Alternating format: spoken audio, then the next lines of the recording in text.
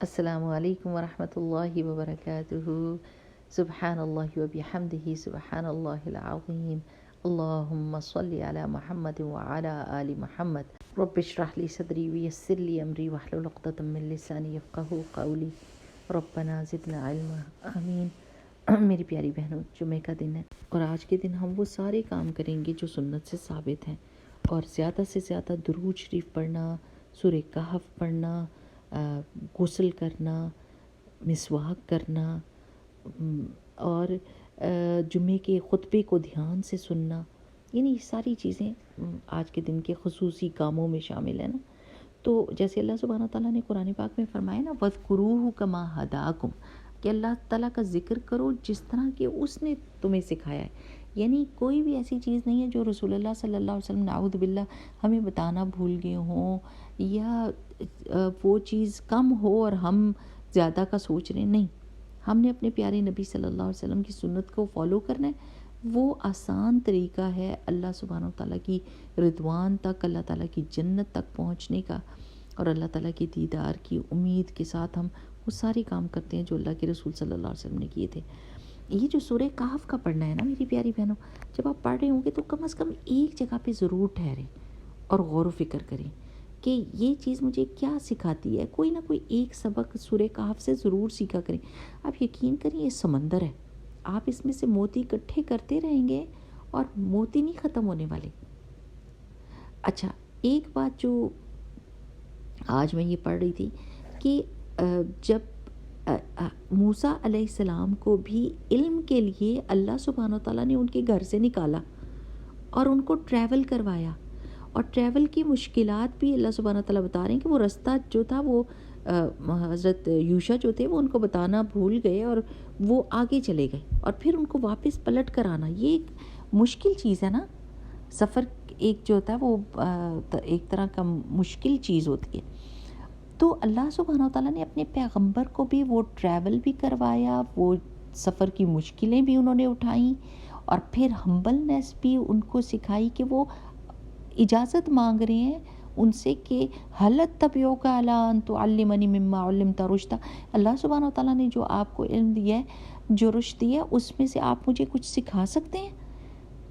یعنی ہمارے پاس اگر تھوڑا سا علم آ جاتا ہے نا، تو کوئی ہمیں کوئی بات بتانے لگتا ہے تو ہم ایک ایسی نظر اس پہ ڈالتے ہیں کہ اس کو پتہ جائے کہ ہمیں سارے علم ہیں، بجائے اس کے ہم اتنی خوشی سے ان کی طرف دیکھیں اور ان کی بات کو غور سے سنیں، چاہے وہ 10ویں دفعہ ہم بات سن رہے ہیں۔ ایک حدیث جو ہم نے سنی بھی ہوئی ہے، پڑھائی بھی ہوئی ہے، اگر کوئی عام بندہ ہم کو سنا رہے تو ہم اتنے شوق سے سنیں جیسے پہلی دفعہ ہم یہ حدیث سن رہے ہیں۔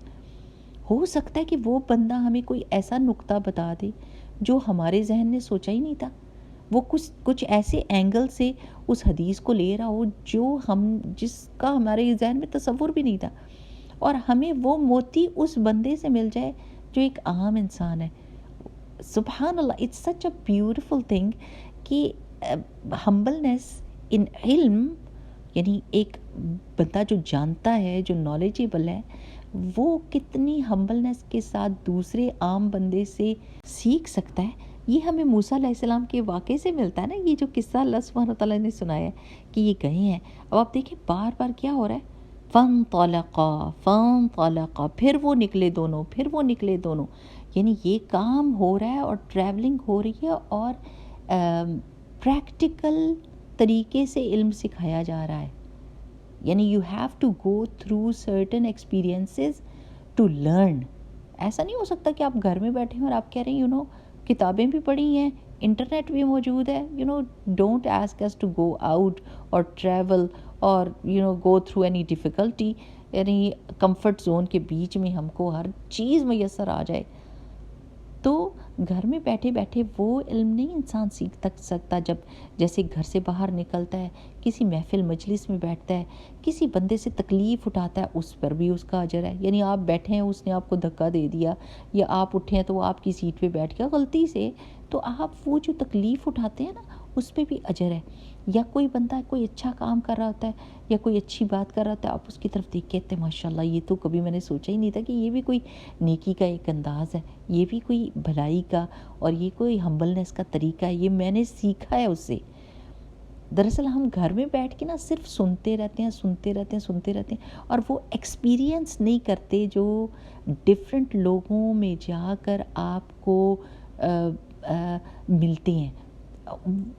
یہ اتنی پیاری بات ہے نا, یقین کریں کہ it's such a beautiful thing. اگر آپ نے ایسے تعلیم حاصل کی ہو تو آپ کو پتہ چلے گا, لیکن گھر میں بیٹھے ہوئے کمفرٹ زون میں جو تعلیم حاصل کی جاتی ہے اور جو صعوبتیں اور تکلیفیں اٹھا کے تعلیم حاصل کی جاتی ہے, اس میں زمین آسمان کا فرق ہے. تو ضرور کبھی نہ کبھی مجلسوں میں جایا کریں اور ڈفرینٹ لوگوں سے انٹریکٹ کیا کریں. یہ جو صبر اور برداشت آتا ہے نا, کیونکہ ہر بندہ ایک ڈفرینٹ بیک گراؤنڈ سے آیا ہوتا ہے, ایک ڈفرینٹ سچویشن میں سے اٹھ کے آیا ہوتا ہے. کوئی کسی کے گھر میں کوئی پریشانی ہوتی ہے, کسی کے گھر میں کوئی بیماری ہوتی ہے, کسی کے گھر میں بہت فراخی ہوتی ہے, کسی کے گھر میں بچوں کی پرابلم ہے, کسی کے شوہر کی پرابلم ہے.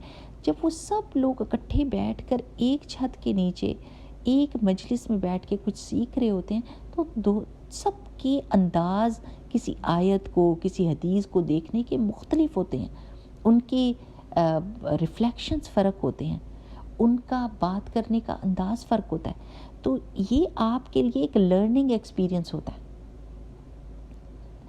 یہ میں آج یہ سورہ کہف پڑھ رہی تھی تو میں نے کہا اللہ سبحانہ تعالیٰ کی شان ہے کہ اللہ تعالیٰ نے اپنے پیغمبر کو بھی یعنی وہ ساری چیزیں دکھائیں. یہ ایک لرننگ ایکسپیرینس تھا نا کہ وہ بے چین ہو کے کہہ رہے تھے یہ کیوں کر رہے ہیں. ان کو جب خضر کر رہے تھے تو وہ کہہ رہے تھے یہ کیوں کر رہے ہیں, تو وہ کہتے ہیں آپ صبر کریں, آپ صبر نہیں کر رہے. میں نے آپ کو پہلے بھی کہا تھا, یہ نہیں, موسیٰ علیہ السلام نے بھی تو کتنی چیزیں سیکھی ہوں گی, وہ حکمتیں بھی سیکھیں جو اللہ سبحانہ وتعالیٰ کے احکام جو کونی ہوتے ہیں, جو دنیا میں کہ کس کو مارنا ہے, کس کی چیزوں کی حفاظت ہونی ہے, کس کی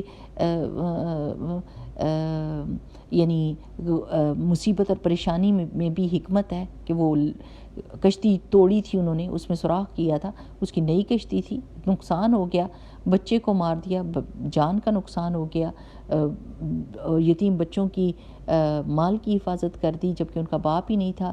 تو یہ سب چیزیں ایک ایکسپیرینس تھی, لیکن اس کے دوران صبر بھی ایک ایکسپیرینس تھا جو موسیٰ علیہ السلام کو کرنا انہوں نے سکھایا کہ ہر اللہ تعالیٰ کی باتوں میں حکمت کے لیے صبر چاہیے.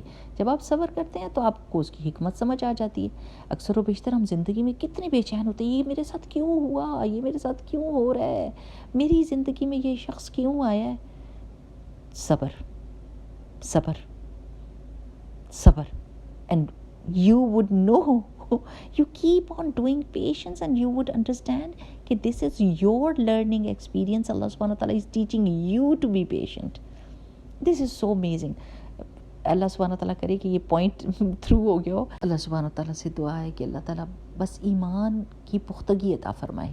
ایمان پر ہم جم جائیں تو پھر ہمارے دل کی آنکھیں ٹک کر کے کھل جاتی ہیں اور ہمیں ہر چیز میں سکون اور اطمینان ملتا ہے. ہمیں اپنے اللہ سبحانہ تعالیٰ کی حکمت نظر آتی ہے اور ہم ہر چیز پر برداشت کرتے ہیں. کس پر, کس چیز, کس سوچ کی وجہ سے؟ اللہ سبحانہ تعالیٰ نے دیکھ لیا, اللہ سبحانہ تعالیٰ سن رہا ہے, اللہ سبحانہ تعالیٰ نے میرا اجر لکھ لیا ہے. اللہ سبحانہ تعالیٰ ہمارے دل کے اندر وہ طمانینت اور وہ سکون اور وہ اطمینان دے دے جس میں ہمارا تعلق اللہ سے ہو اور ہم بندوں سے کم ایکسپیکٹیشن رکھیں, تو اللہ سبحانہ تعالیٰ ان بندوں کو ہمارے لیے مسخر کر دیتا ہے. ٹھیک میری پیاری بہنوں, اللہم انا نسألک ایمانا لا یرتد ونعیما لا ینفد ومرافقۃ محمد صلی اللہ علیہ وسلم فی اعلی جنت الخلد, آمین. السلام علیکم ورحمۃ اللہ. سبحانک اللہم وبحمدک نشہد ان لا الہ الا انت نستغفرک ونتوب الیک.